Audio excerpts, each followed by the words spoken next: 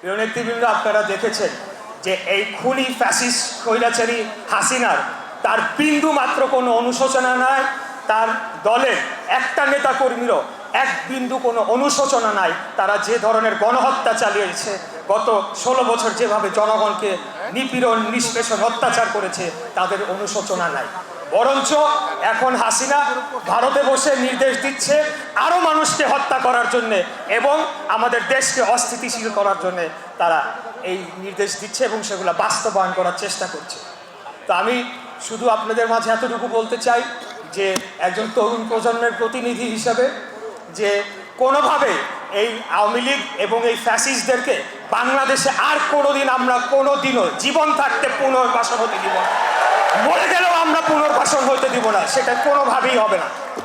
এরা যদি আবার ফেরত আসে, বাংলাদেশকে তো তারা ধ্বংস করেছে, তারা সবার আগে আমাদেরকে আবারও হত্যা করার জন্য তারা ইতিমধ্যে চেষ্টা করছে, আবারও চেষ্টা করবে। এই সুযোগ আমরা তাদেরকে দিব না, এটা হলো আমাদের শেষ কথা। এই আওয়ামী লীগ নামে কোনো দল বাংলাদেশের রাজনীতিতে রাজনীতি করার কোনো অধিকার রাখে না, এটা আমাদের শেষ কথা।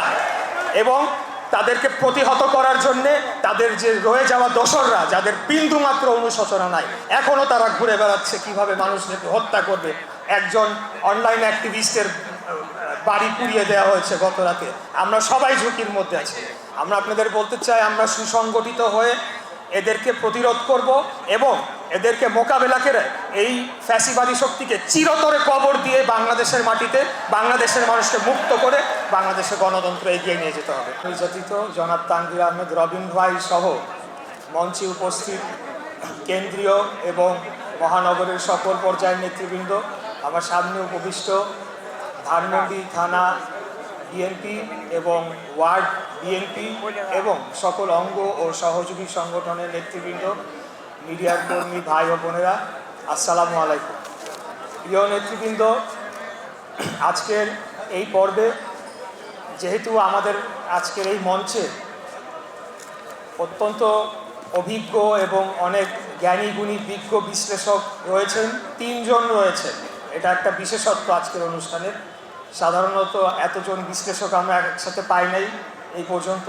তাই আমি শুধুমাত্র দফাগুলা পাঠ করব, আমি বিশ্লেষণে যাব না। বিশ্লেষণ করবেন আমাদের দক্ষ এবং অভিজ্ঞ অসীম ভাই, রবি ভাই, মাহাদি ভাই, ওনারা আপনাদেরকে দফার বিশ্লেষণ করবেন।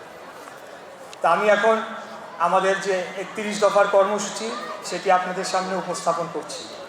দফা 1, জনগণের গণতান্ত্রিক অধিকার পুনঃপ্রতিষ্ঠার লক্ষ্যে সংবিধান সংস্কার কমিশন গঠন।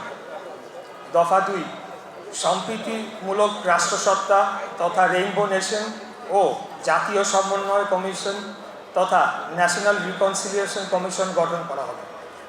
দফা 3, অবাধ, সুষ্ঠু ও নিরপেক্ষ নির্বাচন অনুষ্ঠানের লক্ষ্যে নির্বাচনকালীন দল নিরপেক্ষ তত্ত্বাবধায়ক সরকার ব্যবস্থার পুনর্প্রবর্তন করা হবে। দফা 4, আইনসভা, মন্ত্রিসভা, রাষ্ট্রপতি, প্রধানমন্ত্রী ও বিচার বিভাগের মাঝে ক্ষমতার ভারসাম্য প্রতিষ্ঠা করা হবে। দফা 5, প্রধানমন্ত্রীর দায়িত্ব পালনের সময়সীমা অনূর্ধ্ব পরপর 2 মেয়াদ নির্ধারণ করা হবে। দফা 6, বিভিন্ন বিষয়ে জ্ঞান, দক্ষতা ও অভিজ্ঞতা সম্পন্ন বিশিষ্ট ব্যক্তিদের সমন্বয়ে আইনসভার উচ্চকক্ষের প্রবর্তন করা হবে। দফা 7, সংবিধানের 70 অনুচ্ছেদ সংশোধন করা হবে। দফা 8, নির্বাচন কমিশন ও নির্বাচন ব্যবস্থার সংস্কার এবং সংশ্লিষ্ট আইন ও বিধি সংশোধন করা হবে। দফা 9, স্বচ্ছতা নিশ্চিতকরণে সকল রাষ্ট্রীয়, সাংবিধানিক ও সংবিধিবদ্ধ প্রতিষ্ঠানের পুনর্গঠন ও শক্তিশালীকরণ করা হবে।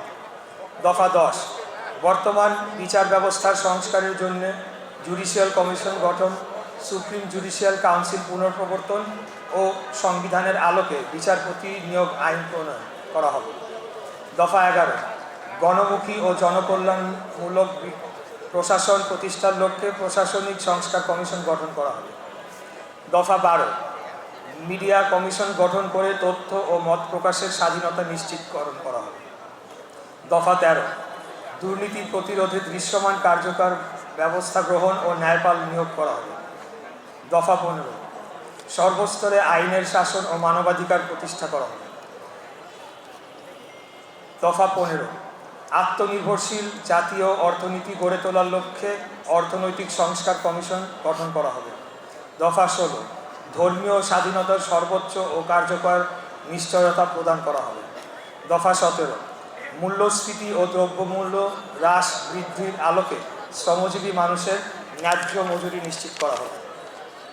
দফা 18, প্রাকৃতিক সম্পদ আহরণ এবং নবায়নযোগ্য ও মিশ্র জ্বালানি ব্যবহারে অগ্রাধিকার দিয়ে বিদ্যুৎ, জ্বালানি ও খনিজ খাত আধুনিকায়ন করা হবে। দফা 19, জাতীয় স্বার্থের অগ্রাধিকার নিশ্চিত করে বৈদেশিক সম্পর্ক উন্নয়ন করা হবে। দফা 20, প্রতিরক্ষা বাহিনীর অধিকতর আধুনিকায়ন ও সক্ষমতা বৃদ্ধি এবং সকল বিতর্কের ঊর্ধ্বে রাখা হবে। দফা 21, প্রশাসন ও সেবা বিকেন্দ্রীকরণের লক্ষ্যে স্থানীয় সরকার প্রতিষ্ঠানগুলি স্বশাসিত ও ক্ষমতাবান করা হবে। দফা 22, শহীদ মুক্তিযোদ্ধাদের রাষ্ট্রীয় মর্যাদা ও স্বীকৃতি প্রদান করা হবে। দফা 23, কর্মসংস্থানকে ও অগ্রাধিকার দিয়ে আধুনিক ও যুগোপযোগী যুব উন্নয়ন নীতিমালা প্রণয়ন ও বেকার ভাতা প্রবর্তন করা হবে। দফা 24, নারীর মর্যাদা সুরক্ষা ও ক্ষমতায়নে যথাযথ পদক্ষেপ গ্রহণ করা হবে।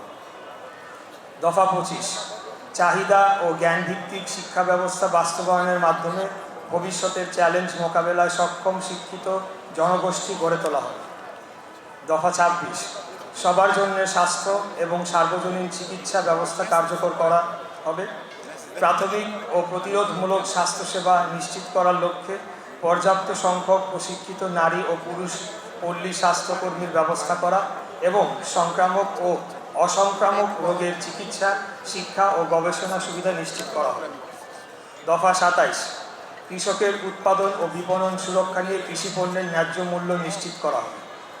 দফা 28, সড়ক, রেল, নৌপথের আধুনিকায়ন ও বহুমাত্রিক যোগাযোগ ব্যবস্থা প্রতিষ্ঠা করা হবে।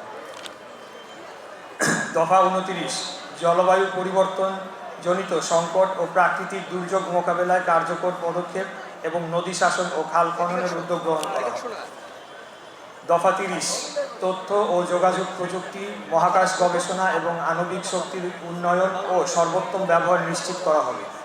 দফা 31, যুগোপযোগী পরিকল্পিত পরিবেশ বান্ধব আবাসন এবং নগরায়ন নীতিমালা প্রণয়ন ও বাস্তবায়ন করা হবে। প্রিয় নেতৃবৃন্দ, এই ছিল আজকে আমাদের 31 দফা। আমি আমার এই পর্ব শেষে আপনাদের মাঝে দুই একটি কথা বলে শেষ করতে চাই। সেটি হচ্ছে, এখানে আজকে আমরা যে দফাগুলো পড়লাম এবং দফা 14তে বলা হচ্ছে সর্বস্তরে আইনের শাসন ও মানবাধিকার প্রতিষ্ঠা করা হবে। আপনারা নিশ্চয়ই অনেকে জানেন যে আজকে জাতিসংঘের একটি রিপোর্ট প্রকাশিত হয়েছে। সেখানে তারা প্রকাশ করেছে যে গত জুলাই আগস্টে খুনি হাসিনার এবং তার যে দোসরদের দ্বারা 1400-র অধিক ব্যক্তিকে হত্যা করা হয়েছে। এর মধ্যে 140 জনের উপরে শিশুদেরকে হত্যা করা হয়েছে। আজকের অন্তর্বর্তীকালীন সরকারের যে প্রধান উপদেষ্টা, তিনি সাংবাদিকদের নিয়ে যে কুখ্যাত আয়নাঘর সেগুলো পরিদর্শন করতে গিয়েছে। প্রিয় নেতৃবৃন্দ, আপনারা দেখেছেন যে এই খুনি ফ্যাসিস্ট স্বৈরাচারী হাসিনার তার বিন্দু মাত্র কোনো অনুশোচনা নাই। তার দলের একটা নেতা কর্মীরও এক বিন্দু কোনো অনুশোচনা নাই। তারা যে ধরনের গণহত্যা চালিয়েছে, গত 16 বছর যেভাবে জনগণকে নিপীড়ন, নিষ্পেষণ, অত্যাচার করেছে, তাদের অনুশোচনা নাই। বরঞ্চ এখন হাসিনা ভারতে বসে নির্দেশ দিচ্ছে আরও মানুষকে হত্যা করার জন্যে এবং আমাদের দেশকে অস্থিতিশীল করার জন্যে তারা এই নির্দেশ দিচ্ছে এবং সেগুলো বাস্তবায়ন করার চেষ্টা করছে। তো আমি শুধু আপনাদের মাঝে এতটুকু বলতে চাই যে একজন তরুণ প্রজন্মের প্রতিনিধি হিসাবে, যে কোনোভাবে এই আওয়ামী লীগ এবং এই ফ্যাসিস্টদেরকে বাংলাদেশে আর কোনোদিন আমরা কোনোদিনও জীবন থাকতে পুনর্বাসন হতে দিব না, মরে গেলেও আমরা পুনর্বাসন হতে দিব না, সেটা কোনোভাবেই হবে না। এরা যদি আবার ফেরত আসে, বাংলাদেশকে তো তারা ধ্বংস করেছে, তারা সবার আগে আমাদেরকে আবারও হত্যা করার জন্যে তারা ইতিমধ্যে চেষ্টা করছে, আবারও চেষ্টা করবে। এই সুযোগ আমরা তাদেরকে দিব না, এটা হলো আমাদের শেষ কথা। এই আওয়ামী লীগ নামের কোনো দল বাংলাদেশের রাজনীতিতে রাজনীতি করার কোনো অধিকার রাখে না, এটা আমাদের শেষ কথা। এবং তাদেরকে প্রতিহত করার জন্যে তাদের যে রয়ে যাওয়া দোসররা, যাদের বিন্দুমাত্র অনুশোচনা নাই, এখনও তারা ঘুরে বেড়াচ্ছে কিভাবে মানুষদেরকে হত্যা করবে, একজন অনলাইন অ্যাক্টিভিস্টের বাড়ি পুড়িয়ে দেওয়া হয়েছে গত রাতে। আমরা সবাই ঝুঁকির মধ্যে আছি। আমরা আপনাদের বলতে চাই, আমরা সুসংগঠিত হয়ে এদেরকে প্রতিরোধ করব এবং এদেরকে মোকাবেলা করে এই ফ্যাসিবাদী শক্তিকে চিরতরে কবর দিয়ে বাংলাদেশের মাটিতে বাংলাদেশের মানুষকে মুক্ত করে বাংলাদেশের গণতন্ত্র এগিয়ে নিয়ে যেতে হবে। এই বলে আজকে আমি আমার বক্তব্য শেষ করছি। খোদাফেজ। বাংলাদেশ জিন্দাবাদ। বাংলাদেশ জাতীয়তাবাদী দল জিন্দাবাদ। শহীদ রাষ্ট্রপতি জিয়াউর রহমান অমর হোক। দেশনেত্রী বেগম খালেদা জিয়া জিন্দাবাদ। আমাদের প্রাণপ্রিয় নেতা দেশনায়ক জনাব তারেক রহমান জিন্দাবাদ। সালামু আলাইকুম।